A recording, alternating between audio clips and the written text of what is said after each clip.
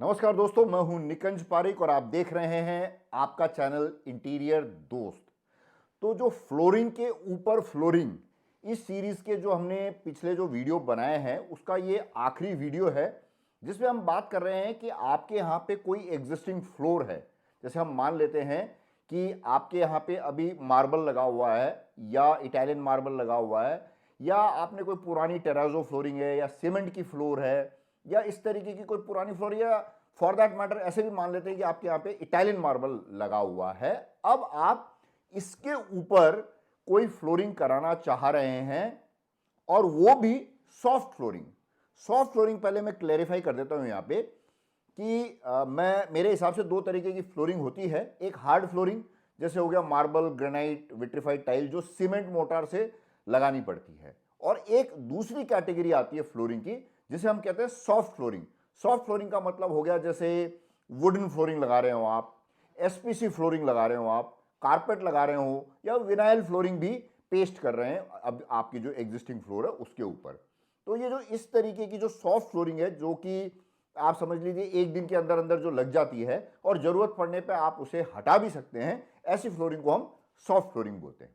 तो अभी जो आपकी एग्जिस्टिंग फ्लोर है उसके ऊपर आप इन चार तरीके की, अब चार या पांच जितनी भी है उतनी तरीके की फ्लोरिंग में से कोई भी एक फ्लोरिंग लगाने के बारे में सोच रहे हैं। तो थोड़ा बहुत 19-20 का फर्क है हर तरीके की फ्लोरिंग के लिए। तो सबसे पहले फर्स्ट पार्ट में हम बात करते हैं वुडन फ्लोरिंग, एसपीसी फ्लोरिंग और पीवीसी विनाइल फ्लोरिंग, वो भी प्लैंक फॉर्मेट में। प्लैंक मतलब टाइल फॉर्मेट में अगर हो और आपकी कोई भी एग्जिस्टिंग फ्लोर है उसके ऊपर आप ये तीन तरीके की फ्लोरिंग लगा रहे हैं, तो आपको क्या क्या चीज का ध्यान रखना चाहिए।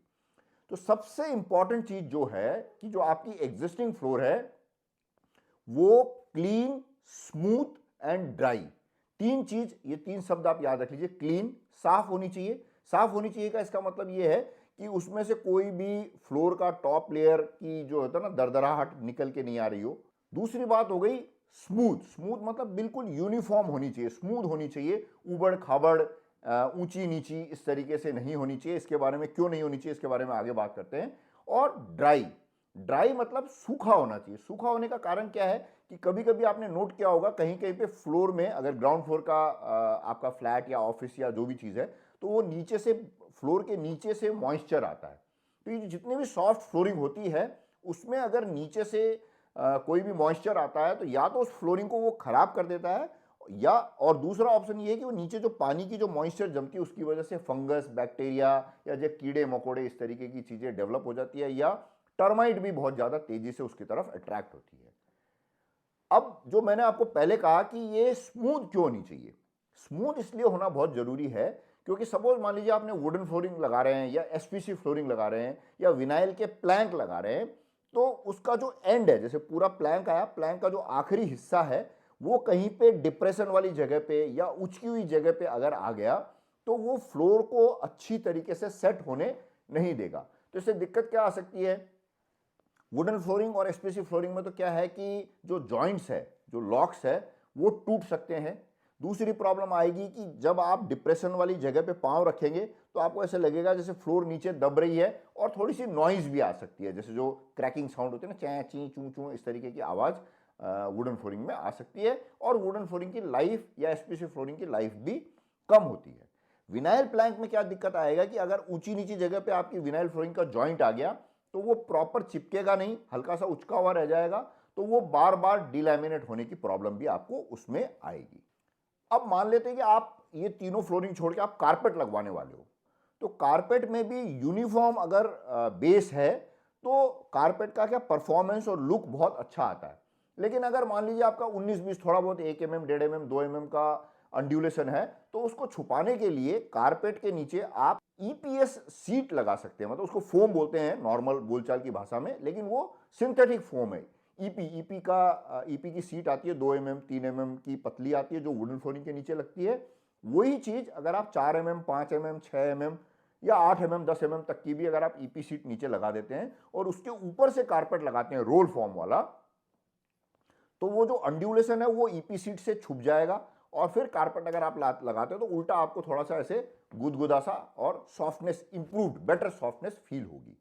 लेकिन ये तब लागू होता है जब आप कारपेट का रोल लगा रहे हैं। लेकिन अगर आप कारपेट टाइल लगा रहे हैं तो आपको ये ईपी सीट या नीचे जो फोम लगाने का जो आइडिया है ये नहीं करना चाहिए, नहीं तो फिर उसमें भी वो टाइलें निकलने की दिक्कत आएगी।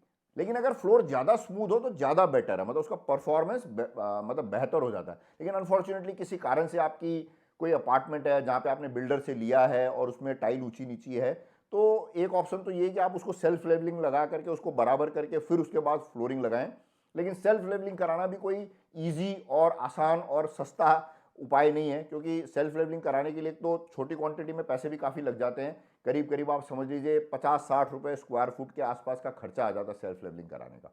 तो सेल्फ लेवलिंग करा के फिर उसके बाद आपको ये दूसरी फ्लोरिंग लगानी पड़ेगी। लेकिन उसमें एक फ़ायदा ये है कि आपको पूरी फ्लोरिंग तोड़ने ओढ़ने का जो झंझट है वो उससे आप बच सकते हो सेल्फ लेवलिंग करा के। और अगर आपकी एग्जिस्टिंग फ्लोर में आपने जो ऐसी कोई टाइल की फ्लोरिंग है जिसमें जॉइंट में डिप्रेशन हो, जैसे सिरेमिक टाइल जो आती है, सिरेमिक टाइल का जो जॉइंट होता है हल्का सा वी ग्रूव में आता है डिप्रेशन वाले में, उसमें आपको अगर विनाइल लगानी है तो उसको आपको अवॉइड करना चाहिए। सिरेमिक टाइल के ऊपर वुडन फ्लोरिंग या एसपीसी फ्लोरिंग ज़्यादा बेटर रहेगी, ताकि वो जो जो डिप्रेशन है उसको वो कवर कर लेती है रिलेटिवली, अनलेस एंड अनटिल की बहुत ज़्यादा ऊंची नीची नहीं लगी हुई हो। सिरेमिक टाइल में ये जो वी ग्रुप वाला जो जॉइंट होता है वहां पे अगर आपने विनाइल फ्लोरिंग का रोल लगाया तो ग्रेजुअली जो रोल का जो टॉप सरफेस है उसके ऊपर जो आपकी जो सिरेमिक टाइल की जो जॉइंट्स है डिप्रेशन वाली, उसका जो झलक है ना थोड़े दिन बाद ही आपकी विनाइल के ऊपर आने लग जाएगा। और विनाइल फ्लोरिंग के प्लैंक लगा रहे हो और गलती से उस जगह पे जहां पे डिप्रेशन उस जगह पर दो टाइलें साथ में आकर के आ गई तो वहां पे भी फिर वो चिपकेगी नहीं, वो बार बार उतरने की संभावना रहती है। तो विनाइल ये जो सिरेमिक टाइल की जॉइंट में मतलब कितना भी आप बचाने की कोशिश करेंगे ना तो वहाँ पे काफ़ी बार ऐसा होता है कि टाइल की जॉइंट आ जाती है, जो लगाने वाला उसको ध्यान नहीं देता है, तो फिर बाद में फ्यूचर में क्या होता है कि वो टाइलें निकलने की संभावना रहती है। वैसे इसका एक जुगाड़ जरूर है कि वो जो जॉइंट है सिरेमिक टाइल की उसको एकदम बिल्कुल जिम्मेदारी से कोई फिल कर देता है पीओपी से, तो एक बार एक टेम्पररी जुगाड़ हो सकता है कि आप उसमें फ्लोरिंग लगाएं। लेकिन ये परमानेंट कोई उपाय नहीं है, क्योंकि वो जो टाइल की जॉइंट में आपने प्लास्टर ऑफ पेरिस भरा है वो कभी भी निकल सकता है, तो वो निकल जाएगा तो फिर वापस बड़ी प्रॉब्लम है, फिर आपको पूरी सारी फ्लोरिंग हटा करके वो आपको लगानी पड़ती है। तो अगर आप सेरामिक टाइल पे लगा रहे हैं तो मेरा सजेशन ये है कि आप वुडन फ्लोरिंग या एसपीसी फ्लोरिंग लगाएं। और अगर आपकी विट्रीफाइड टाइल वगैरह या कोई स्मूथ सरफेस है तो फिर आप वुडन फ्लोरिंग लगा सकते हैं, एसपीसी लगा सकते हैं, पीवीसी के जो प्लैंक है वो बहुत खूबसूरत लगते हैं लगने के बाद, वो लगा सकते हैं, कारपेट लगा सकते हैं, कोई भी फ्लोरिंग आप लगा सकते हैं। तो फ्लोरिंग के ऊपर फ्लोरिंग वाली सीरीज में आपको जो ऑप्शंस है वो पूरी अगर आप चारों पांचों वीडियो देख लेंगे तो आपको सारा आइडिया क्लियर हो जाएगा कि अगर आपकी जो फ्लोरिंग है उसमें आप नया लुक देना चाह रहे हैं तो मतलब क्या प्रिकॉशन रखना चाहिए और आपके पास क्या क्या ऑप्शन है। तो मुझे उम्मीद है ये वीडियो आपको अच्छा लगा होगा। अच्छा लगा तो एक लाइक दे दीजिएगा। दिमाग में कोई सवाल आया हो तो नीचे कमेंट में जरूर पूछ लीजिएगा। कोई ज़्यादा बड़ा डिटेल क्वेश्चन हो तो आप मेरे इंस्टाग्राम हैंडल निकंज पारिक और इंटीरियर दोस्त ऑफिशियल दोनों में से किसी में भी आप पूछ सकते हैं। और भी ज़्यादा कोई प्रॉपर एडवाइस या कोई कंसल्टेंसी या कोई डिटेल में कोई जवाब चाहिए हो तो interiordost@gmail.com करके ईमेल आईडी है, उसमें भी आप पूछ सकते हैं।